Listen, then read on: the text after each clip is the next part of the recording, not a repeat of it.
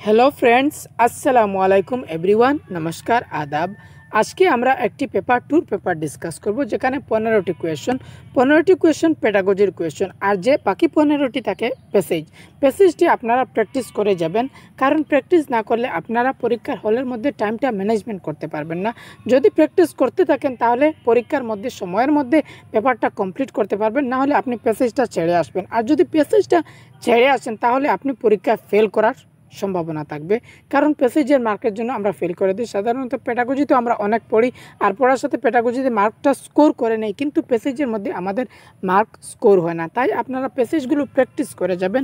যদি টেলিগ্রামের মধ্যে থাকেন তাহলে নিশ্চয়ই আমি কিছু প্যাসেজ প্র্যাকটিস করার জন্য দিয়ে দেব। লিঙ্ক আছে ডিসক্রিপশনের মধ্যে, আপনারা জয়েন হতে পারেন। আর যদি আপনারা প্র্যাকটিস না করেন তাহলে আপনার রিডিংয়ের স্পিডটা ডেভেলপ হবে না। আর প্যাসেজ প্র্যাকটিস আপনি ইউটিউব থেকে দেখে, যে ইউটিউবের মধ্যে কোনো টেকনিক থাকবে, এইসব টেকনিকগুলো ভুল। যতক্ষণ না পর্যন্ত আপনি নিজে নিজে পড়ে প্র্যাকটিস করবেন না, ততক্ষণ প্যাসেজের মধ্যে মার্কটা স্কোর করতে পারবেন না। প্যাসেজ পড়ার উদ্দেশ্যটা যে কতটি ভুল হচ্ছে, কতটি শুদ্ধ হচ্ছে, এটা আপনি দেখবেন না। জাস্ট আপনি টাইমের মধ্যে পড়তে পারছেন কিনা, পড়ে বুঝতে পারছেন কিনা, এটা হচ্ছে ইম্পর্টেন্ট। প্যাসেজ দেওয়া যে আমাদের রিডিং কম্প্রিহেনশনটা চেক করার জন্য। তাই আপনারা যখন প্যাসেজ সলভ করবেন তখন সাইলেন্ট রিডিং করবেন। দেখবেন ল্যাঙ্গুয়েজ স্কিলের মধ্যে একটি সাইলেন্ট রিডিং ছিল। স্কিলের মধ্যে সাইলেন্ট রিডিং করলে আমাদের রিডিং স্কিলটা ডেভেলপড হয়। তাই আপনারা সাইলেন্ট রিডিং করে করে প্যাসেজ সলভ করবেন। সাইলেন্ট বলতে মনে মনে পড়ে আপনারা প্যাসেজটা সলভ করবেন, প্র্যাকটিস করতেই থাকবেন। আর এই কোয়েশ্চেনগুলি আমি তো 2018 থেকে কোয়েশ্চেন শুরু করেছিলাম, এখন পর্যন্ত 2023-এর মধ্যে এসে গিয়েছি। আর বেশ ভিডিও লাগবে না, আমাদের সিলেবাসটা কমপ্লিট হয়ে যাবে। তারপরে আমরা যে একটি ম্যারাথন দিয়ে কমপ্লিট রিভিশন করব। আজকে যে প্রথম কোয়েশ্চন সেটি হচ্ছে কোয়েশ্চন নাম্বার 106। শিক্ষার্থী কী করে তার একটি উদাহরণ পড়ুন। একজন শিক্ষার্থী কী করে তার একটা উদাহরণ দিয়েছে এবং সেই উদাহরণটির সঙ্গে সঙ্গতিপূর্ণ ক্রিয়া কৌশলটি নির্বাচন করুন। এর সাথে কোনটি রিলেটেড আছে।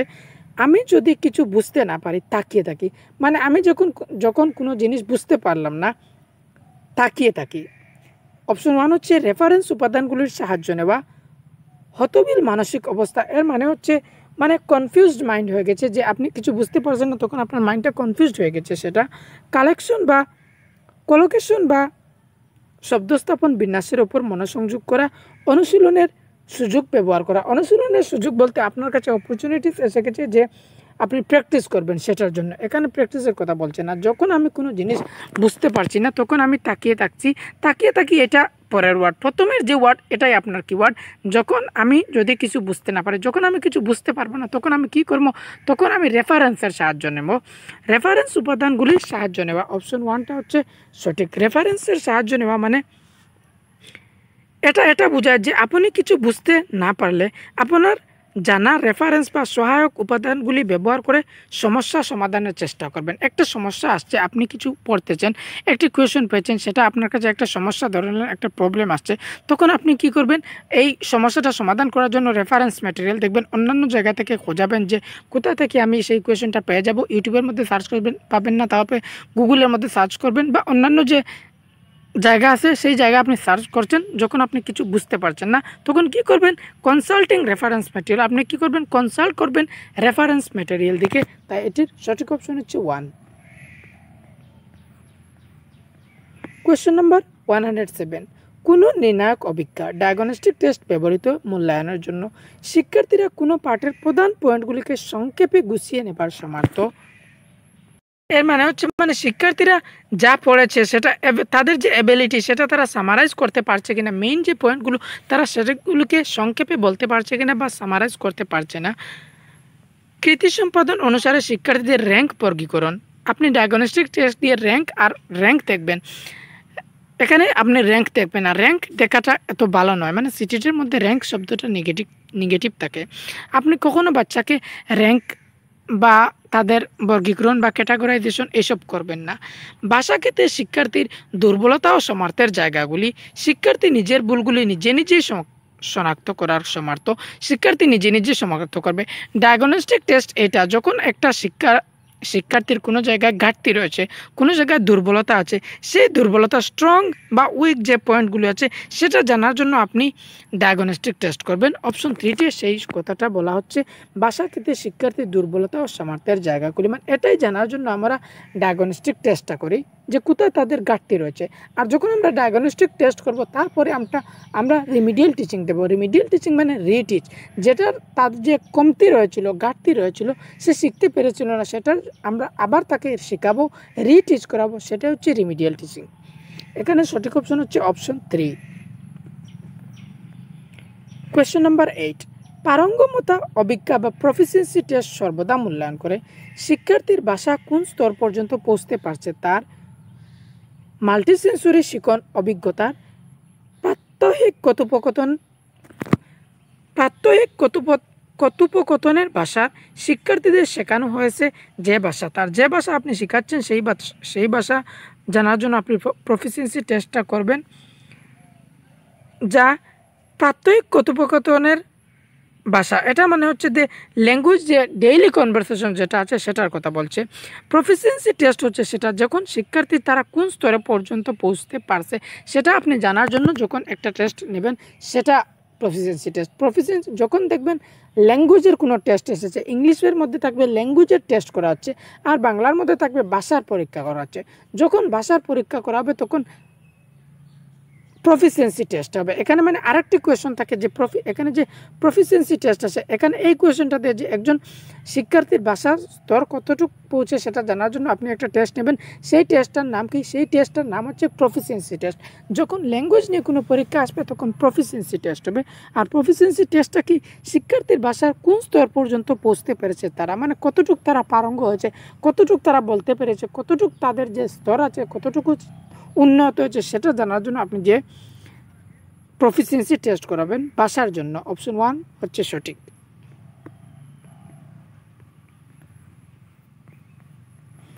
কোয়েশ্চন নাম্বার 9, শিক্ষক শিক্ষার্থীদের কয়েকটি দলে বিভক্ত করলেন এবং হাতি বিষয়ক একটি গল্প পড়ানোর আগে হাতি সম্পর্কে একটি কুইজ করাতে বললেন।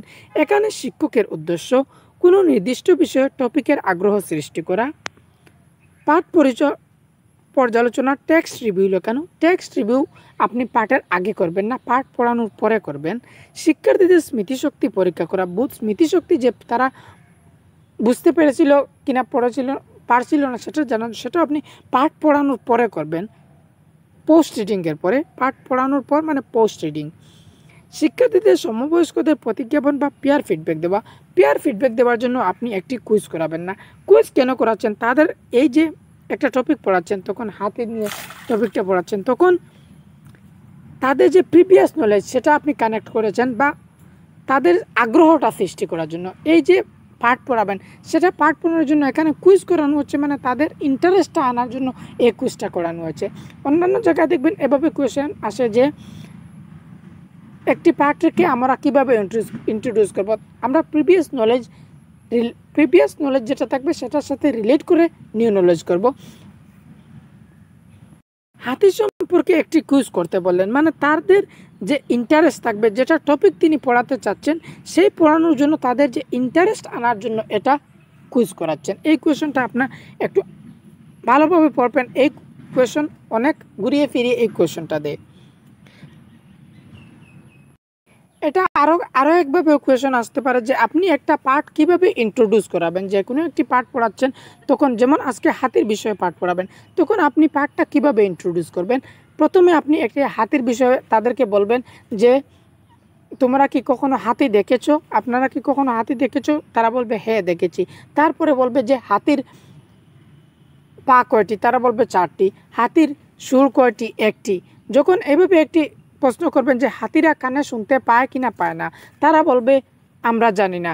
তখন তারা যখন জানি না বলবে তখন আপনি পাঠটা ইন্ট্রোডিউস করাবেন, যে নতুন প্রিভিয়াস নলেজের সাথে রিলেট করে নতুন নলেজটা শুরু করবেন। এইভাবে তাদেরকে প্রথমে আগ্রহ জাগাবেন। অপশন 1 হচ্ছে সঠিক। কোয়েশ্চন নাম্বার 10, একটি ভাষা শ্রেণীকক্ষে এক শিক্ষার্থী বিশৃঙ্খলা সৃষ্টি করে সবার মনোযোগ নষ্ট করেছে। একটি ক্লাসের মধ্যে একটা ছাত্র কী করছে, মানে ডিস্টার্ব করে সবার মনোযোগটা নষ্ট করেছে। বিঘ্ন সৃষ্টিকারী সেই শিক্ষার্থীকে নিয়ন্ত্রণ করার জন্য শিক্ষকের উচিত যে এই ক্লাসের মধ্যে ডিস্টার্ব করেছিল যে স্টুডেন্ট তাকে নিয়ন্ত্রণ করার জন্য আপনি কি করতে পারবেন। প্রথমে সেই শিক্ষার্থীর সঙ্গে কথা বলে সমস্যার সুরাহার চেষ্টা করা। সুরাহার বলতে সমাধান। সমস্যা সুরাহার জন্য শিক্ষার্থীর অভিভাবকদের উপর নির্ভর করা। এই যে সমস্যাটি সলিউশন করার জন্য আপনি যে তার প্যারেন্টসদের উপর আপনি নির্ভর করে থাকবেন বা স্কুলের যে প্রিন্সিপাল তার উপর নির্ভর করে থাকবেন।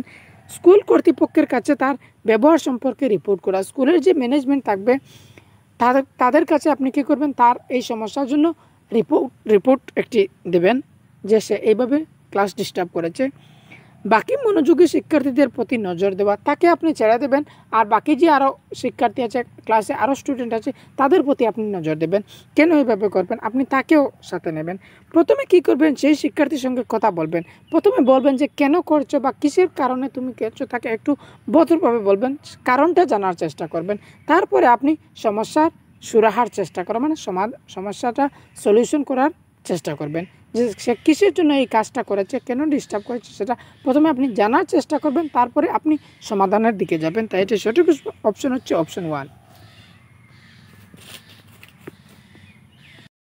কোয়েশ্চেন নাম্বার 111, শিক্ষার্থীরা যখন তাদের কাজের সমস্যা সমাধানমূলক চিন্তামন্থন, ব্রেইনস্টর্ম, সংগঠিতকরণ, খসড়া তৈরি, সম্পাদনা এবং পুনর্লিখন রিভাইজ করে প্রক্রিয়াটিতে কোন দক্ষতার প্রতিফলন ঘটে।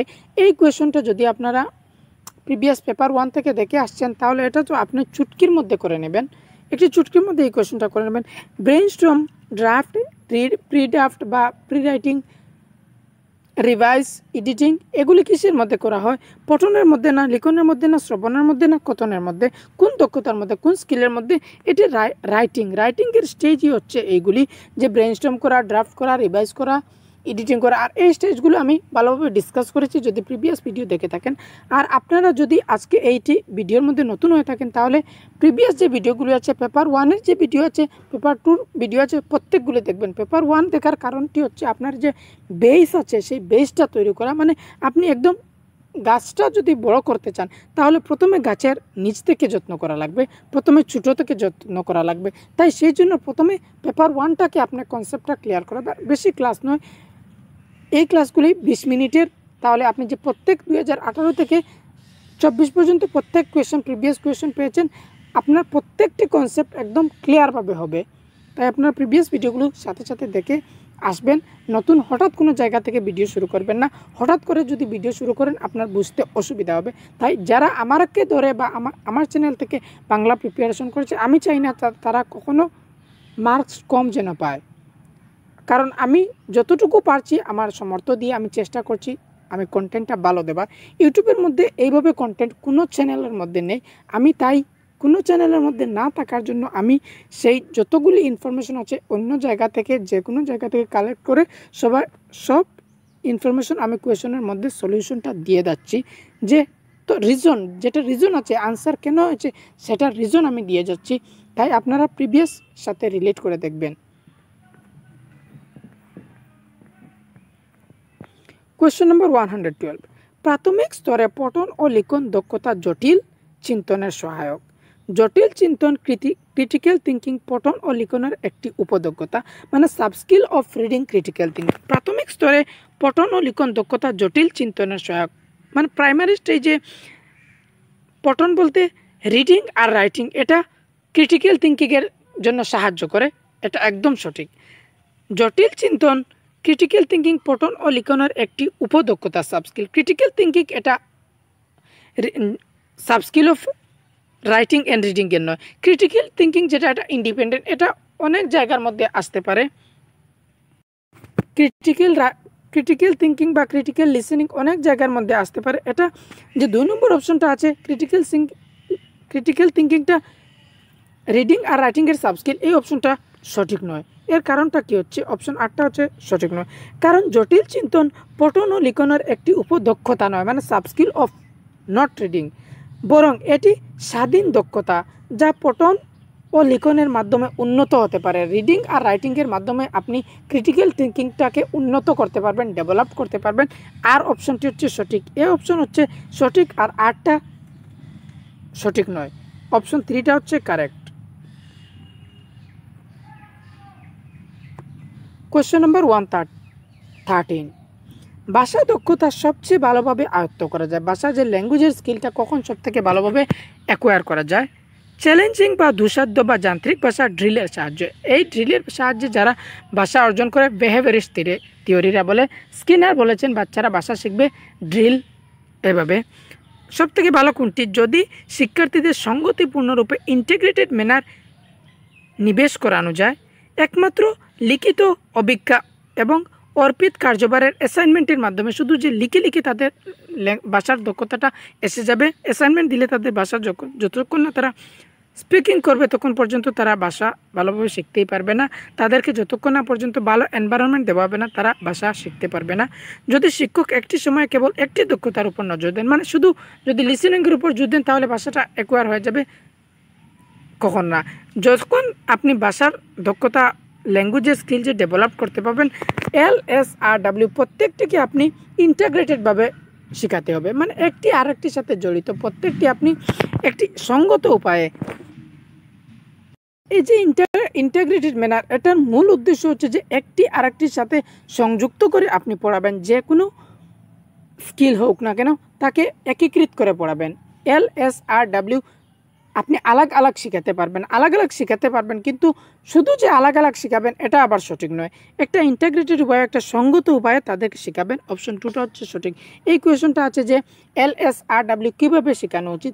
কেবল শুধু লিসেনিং, মানে শুধু একটি একটি করে নয়, একীকৃতভাবে। এটা কোয়েশন প্রিভিয়াসের মধ্যে আসছে যে ল্যাঙ্গুয়েজটাকে কীভাবে শেখানো সব থেকে ভালো হবে ইন্টিগ্রেটেডভাবে, একীকৃতভাবে।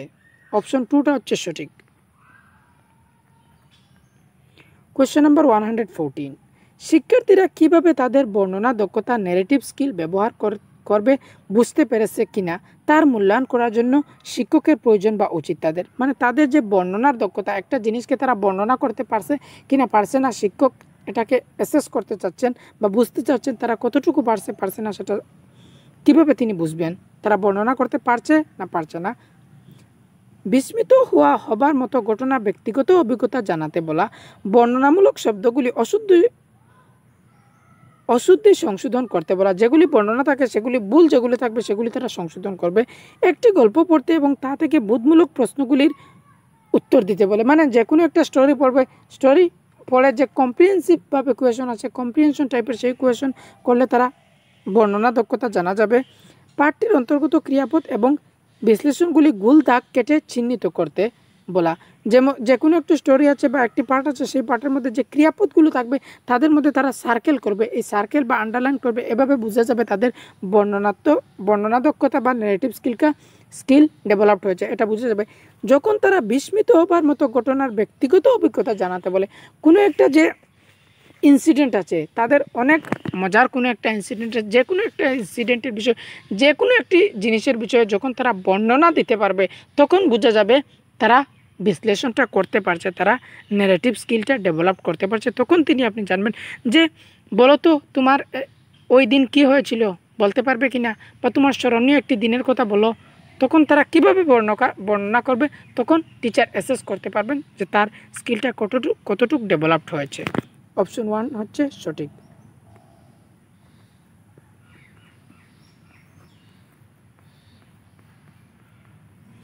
কোয়েশ্চেন নাম্বার 115, সপ্তম শ্রেণীর একজন শিক্ষিকা তার শিক্ষার্থীদের পাঠ্যপুস্তক ছাড়া অন্যান্য বই পড়ার কাজটি সহজ সাধ্য করে তুলেছেন। তিনি শিক্ষার্থীদের যে পাঠটি পোষকতা করেছেন তা হলো, মানে সপ্তম শ্রেণীর একজন শিক্ষিকা তার শিক্ষার্থীদের পাঠ্যপুস্তক ছাড়া, তিনি শুধু পাঠ্যপুস্তক ছাড়া অন্যান্য বইয়ের দিকে নজর দিচ্ছেন, এটাই। অন্যান্য বই যেন তারা সহজ সাধ্য করে তুলেছেন, অন্যান্য বইগুলি পড়তে পারেন তারা। এটা intensive reading, extensive reading, guided reading, share reading. এখানে গাইডেড রিডিং আর শেয়ার রিডিং এগুলি নয়, এক্সটেন্সিভ আর ইন্টেন্সিভের কথা বলেছে। ইন্টেন্সিভ রিডিং যখন ডিটেল অনুসারে পড়া হয় সেটাও ইন্টেন্সিভ রিডিং। এক্সটেন্সিভ রিডিং যখন মনোরঞ্জনের জন্য পড়া হয়। এখানে তারা শিক্ষার্থীদের পাঠ্যপুস্তক ছাড়া অন্যান্য বইগুলো তো এত ডিটেলভাবে পড়া লাগবে না, এক্সটেন্সিভ মানে আনন্দের জন্য পড়তে পারে, তাই এটি সঠিক অপশন হচ্ছে এক্সটেন্সিভ রিডিং। অপশন 2টা হচ্ছে কারেক্ট। আর এই যে শেয়ার্ড রিডিংয়ের মধ্যে টিচার আর স্টুডেন্ট থাকবে, প্লাস যে গ্রুপ যেটা থাকবে লার্জ গ্রুপ থাকবে, ছোটো গ্রুপ নয়, একটা বড় গ্রুপ থাকবে, পুরো ক্লাস থাকবে, এইভাবে কোয়েশন থাকবে। প্র্যাকটিক্যাল বেস কোয়েশন পাবে, প্রিভিয়াস ভিডিওসগুলিতে নিশ্চয় পাবে বা পরেও পেতে পারেন।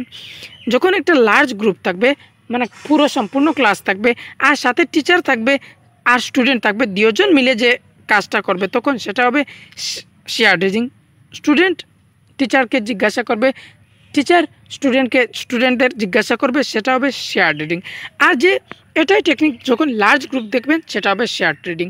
আর গাইডেড রিডিংয়ের মধ্যে স্মল গ্রুপ থাকবে, ছোটো ছোটো গ্রুপ থাকবে, যেমন ইন্ডিভিজুয়াল প্ল্যান করবেন, স্মল গ্রুপ থাকবেন। স্টুডেন্টের নিড অনুসারে আপনি যখন স্টুডেন্টের প্রয়োজন লাগবে আপনি গিয়ে তাকে দেখিয়ে দেবেন, তখন সেটা হবে গাইডেড রিডিং। আর শেয়ার্ড রিডিংয়ের মধ্যে লার্জ গ্রুপ থাকবে, গাইডেড রিডিংয়ের মধ্যে স্মল গ্রুপ থাকবে। এই দুইটি কিওয়ার্ডটা মনে রাখলেই হয়ে যাবে, কোয়েশনটি সলভ করতে পারবেন।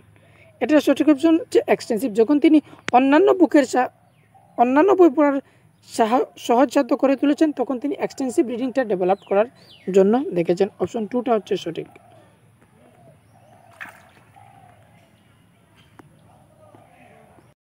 কোয়েশ্চেন নাম্বার 116, প্রধান শিক্ষক ভাষা শিক্ষকের নতুন শিক্ষাবর্ষের জন্য পাঠ্যপুস্তক ও অন্যান্য পাঠ উপাদান নির্বাচন করার দায়িত্ব দিলেন। নির্বাচনের কাজ কোনটি প্রসঙ্গ হিসেবে হবে না? যেমন আপনি একটি স্কুলে পড়ানোর সময় স্কুলের যে প্রিন্সিপাল উনি আপনাকে টেক্সট বুক সিলেক্ট করার জন্য দিয়েছেন, সেটা টেক্সট বুকের জন্য কোনটি সঠিক হবে না, এই কথা বলা হচ্ছে।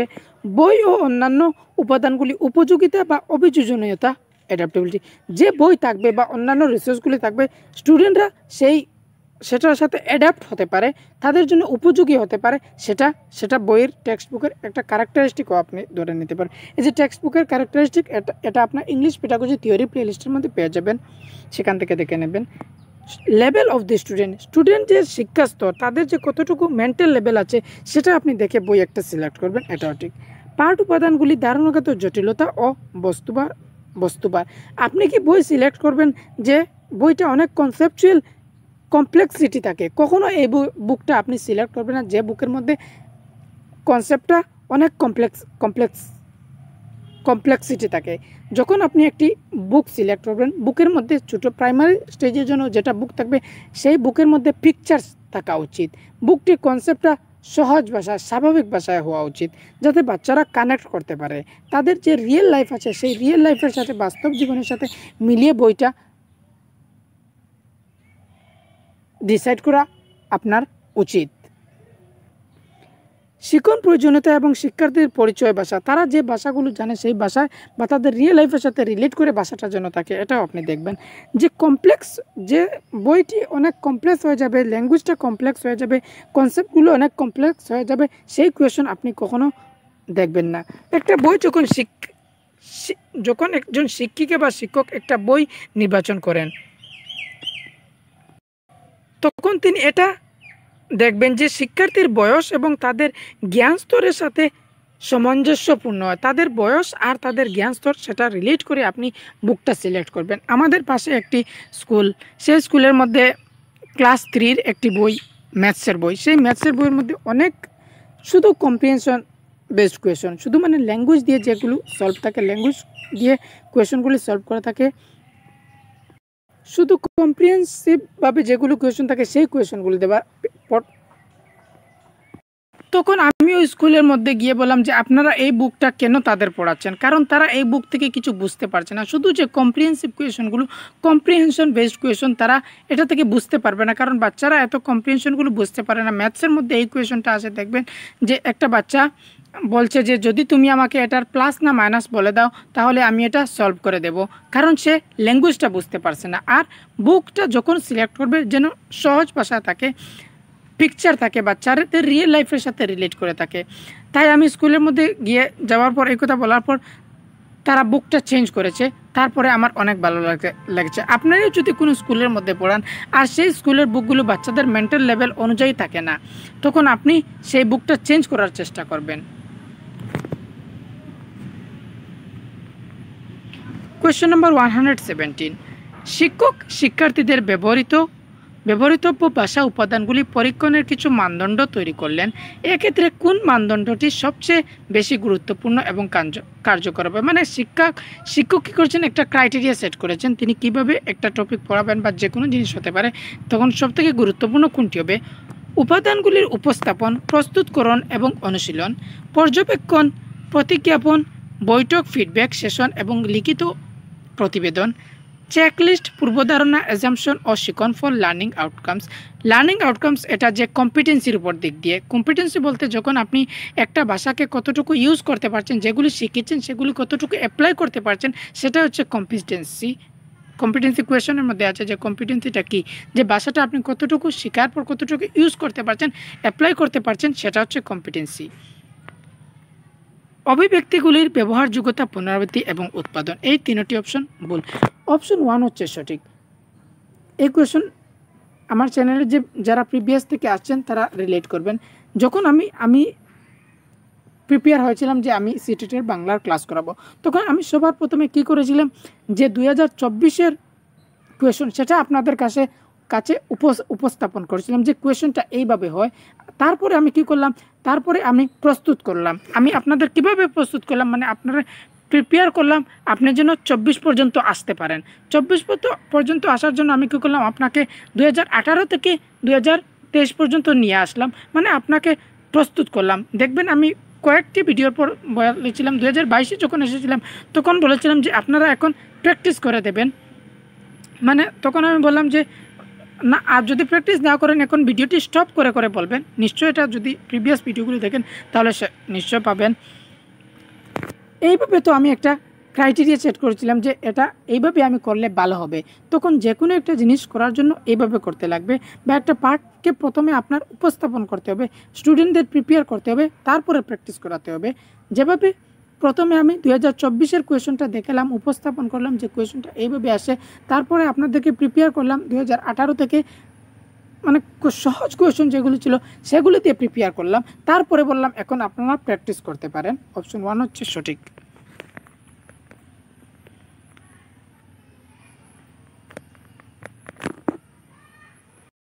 কোয়েশন নম্বর 118, শিক্ষক ষষ্ঠ শ্রেণীর শিক্ষার্থীদের আখ্যা বা ক্যাপশন সমেত একটি চলচ্চিত্র দেখালেন। চলচ্চিত্রটি ওই ক্লাসের পাঠ্যপুস্তকের একটি পরিচ্ছেদের উপর ভিত্তি করে তৈরি। ক্যাপশনযুক্ত চলচ্চিত্র প্রোৎসাহিত করবে শ্রবণ কৌশল, সক্রিয় অবলোকন এবং শিক্ষার্থীদের প্রামাণ্য ভাষিক উপাদান ব্যবহার করতে।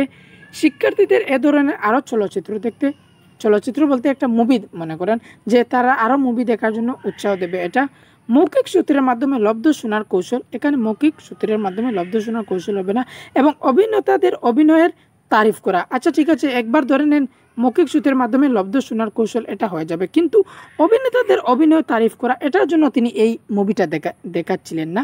একটি পরিচালনামূলক রচনা লিখনকে সক্রিয়ভাবে দেখাশোনা, এটা সঠিক হতে পারে, যে অ্যাক্টিভভাবে দেখা বা অ্যাক্টিভভাবে শোনা এটা হতে পারে, কিন্তু এর থেকে আরও বেস্ট অপশন হয়ে গিয়েছে অপশন 1। এই যে এটার মতলব হচ্ছে কোয়েশনটা, যেমন আপনি একটা মুভি দেখছেন, মুভির সাথে যে টাইটেলটা ইউজ করে ক্যাপশন, ইউটিউবের মধ্যে ক্যাপশন আছে না, সেই ক্যাপশনটা অন করে আপনি সাথে সাথে যে টেক্সট উঠে ভিডিওর সাথে সাথে সেটা দেখে একটা মুভি দেখছেন। এখানে একটি পার্ট পড়া, একটি পার্টের সাথে রিলেট করে, যেমন আমাদের গ্রাম একটি পার্ট, সেই আমাদের গ্রামের উপর ভিত্তি করে একটা মুভি দেখালেন আর সাথে সাথে ক্যাপশনটা অন করে দিলেন, তখন তাদের কি হবে? তখন তাদের শ্রবণ কৌশল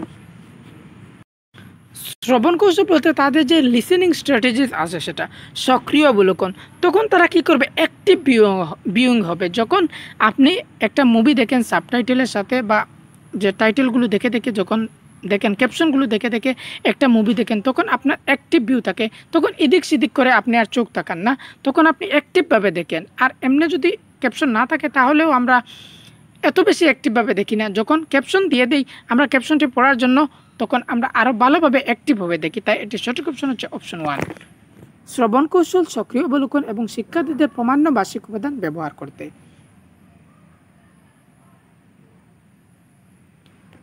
প্রামাণ্য ভাষিক উপাদান ব্যবহার করতে বলতে এটা বোঝাচ্ছে যে ইউজ অথেন্টিক ল্যাঙ্গুয়েজ ম্যাটেরিয়াল। এখানে ম্যাটেরিয়ালগুলি অথেন্টিক হয়ে গেছে। অথেন্টিক বলতে যেটা অন্য পারপাসের জন্য বানানো হয়েছিল আর সেটা আপনি ক্লাসের মধ্যে পড়ার সাথে রিলেট পড়াচ্ছেন সেটা হচ্ছে অথেন্টিক ম্যাটেরিয়াল। কোয়েশ্চেন নাম্বার 119 মন্তব্য এ মানে অ্যাজারশন অ্যান্ড রিজনিংয়ের কোয়েশ্চন। একটি শিশু শৈশবের প্রাথমিক স্তরে বিশেষ্য পদের চেয়ে ক্রিয়াপদের ব্যবহার বেশি করে এবং ব্যাকরণ নিয়মাবলী এড়িয়ে চলে। প্রাথমিক স্তরে আমরা ব্যাকরণ এটাও গ্রামারকে ইম্পর্টেন্ট দিই না, গ্রামার ছাড়া আমরা ভাষাটা বলতে পারি, এটা একদম সঠিক। তাদের শব্দভাণ্ডারের পরিধি কম থাকে, এই জন্য তারা কী করে ক্রিয়াপদটাকে ইম্পর্টেন্ট দেয়, বিশেষ্য পদের চেয়ে ক্রিয়াপদ বেশি ব্যবহার করে, তাদের শব্দভাণ্ডারের পরিধি কম থাকে, এটা একদম সঠিক। এটার অপশন 3টা হচ্ছে সঠিক, এ এবং আর দুটোই ঠিক এবং এর সঠিক ব্যাখ্যা হচ্ছে আর, মানে দ্বিতীয়টি এখানে সঠিক অপশন আছে আর একটি আরেকটির ব্যাখ্যা করছে। এটি যদি আপনি একটু বুঝতে চান তাহলে বিশেষ্য পদের চেয়ে ক্রিয়াপদের ব্যবহার বেশি করে এবং ব্যাকরণের নিয়মাবলী এড়িয়ে চলে। এর কারণটা হচ্ছে শিশুদের ভাষার বিকাশের পর্যায়ে ক্রিয়াপদ ব্যবহার করা তাদের ভাষাগত অভিব্যক্ত ও যোগাযোগের জন্য সহজ হতে পারে। বিশেষ্য শব্দের ব্যবহারে তাদের ভাষার পরিধিতে অভ্যস্ত হওয়ার পর আসে। এছাড়া তাদের শব্দভাণ্ডার তুলনামূলকভাবে সীমিত থাকে, কম থাকে তাদের শব্দভাণ্ডার প্রাইমারি স্টেজের মধ্যে, যা ব্যাকরণের নিয়মাবলী পূর্ণ অনুসরণে বাধা প্রদান করতে পারে। তাই এটি সঠিক অপশন, দ্বিতীয়টি হচ্ছে সঠিক, একটি আরেকটির সাথে রিলেটেড। কোয়েশ্চেন নাম্বার 120 একটি শিশু তার মাকে তার ভাষা ক্লাসরুমের অভিজ্ঞতা জানিয়ে বলল যে, মানে একটা শিশু তার মাকে তার ক্লাসরুমে কী হচ্ছে সেটার অভিজ্ঞতা জানাচ্ছে। শিক্ষিকা কখনো কখনো আমাদের চোখ বন্ধ করতে বলেন, যে টিচার বলেন যে তোমরা একটু চোখ বন্ধ করো, একটি থলি থেকে একটি জিনিস বার করতে বলেন, ব্যাগ থেকে যে কোনো একটা জিনিস বার করতে বলেন, তারপর আমরা সেই জিনিসটা বর্ণনা দেওয়ার চেষ্টা করি। তারপর যখন আমরা থলি থেকে ব্যাগ থেকে জিনিসটা বার করলাম সেটার বর্ণনা দিলাম। শেখানোর জন্য এই সত্যি একটা ভালো উপায়। এই কথার মধ্যে শিখন ব্যাপারে শিশুদের পছন্দ প্রতিফলিত হয়েছে, পছন্দটি শনাক্তকরণ। এখানে মানে শিশুর পছন্দটা কি বোঝাতে চেয়েছে, যখন আমি নড়াচড়ার মধ্যে থাকি তখন ভাষাটা ভালোভাবে বুঝতে পারি, যখন আমি দেখে দেখে লিখি তখন ভাষাটা ভালোভাবে বুঝতে পারি।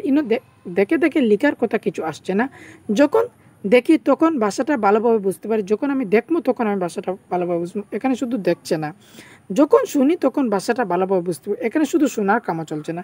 যখন আমি নড়াচড়ার মধ্যে থাকি, মানে আমি ব্যাগ থেকে চোখ বন্ধ করলাম, আমি ব্যাগ থেকে জিনিস বার করলাম, আমি নড়াচড়ার মধ্যে থাকলাম, তখন আমি ভাষাটা ভালোভাবে বুঝলাম। অপশন 1টা হচ্ছে সঠিক। এখানে আমাদের যে 15টি কোয়েশ্চেন কমপ্লিট হলো, এরপরে আরেকটি সেট নেক্সট ভিডিওর মধ্যে ডিসকাস করব।